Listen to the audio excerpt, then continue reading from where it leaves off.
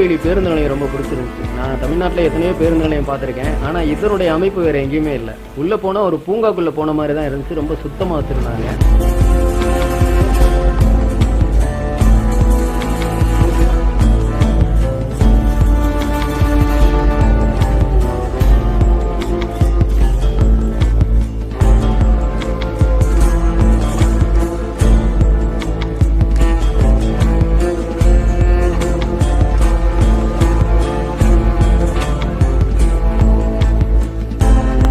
மானாமதுரையில் நம்ம வைகை ஆறு கழிவுநீர் பாயக்கூடிய ஒரு இடமா அந்த வைகை ஆறை நாம வச்சிருக்கோம். சரி, திருநெல்வேலியில் தாமிரபரணி ஆறை எப்படி வச்சிருக்காங்க? அங்கே போனால் வெளியில் நின்று அந்த பாலத்தில் நின்று பார்க்கும்போது ரொம்ப பசுமையாக இருந்துச்சு.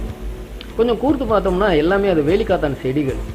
உள்ளே இறங்கி பார்த்தோம்னா என்னால் தாங்கவே முடியல. அந்தளவுக்கு கால் கூட ரொம்ப கவனமாக தான் எடுத்து வைக்க வேண்டியிருக்கு. அந்தளவுக்கு அது ஒரு கழிப்பிடம், ஒரு மலம் கழிக்கிற இடமா அதை வச்சுருக்காங்க. வெளியிலேருந்து பார்க்கும்போது அது அற்புதமாக இருந்தது. உள்ளே இறங்கி பார்த்தா தான் தெரியுது அது எவ்வளோ கேவலமாக இருக்குது அப்படின்ட்டு. இந்த பாட்டில் பிறக்கிறவங்க இருக்காங்கல்ல, குப்பை பிறக்கிறவங்க, அவங்களுக்கு ஒரு நல்ல வாழ்வாதாரம். எவ்வளோ ஒரு அற்புதமான ஒரு இயற்கை வளத்தை நம்ம எப்படி கெடுத்து வச்சுருக்கோம். ஊரை சுற்றி கல்லூரிகள், அங்கெல்லாம் என்ன அவங்க சொல்லிக் கொடுப்பாங்க அப்படின்னா, ஒரு மனிதனை பணம் எப்படி சம்பாதிப்பது அப்படின்னு உருவாக்கக்கூடிய ப்ராடக்ட் தான் அந்த மாணவர்கள். அப்படி தான் எனக்கு தோணுது.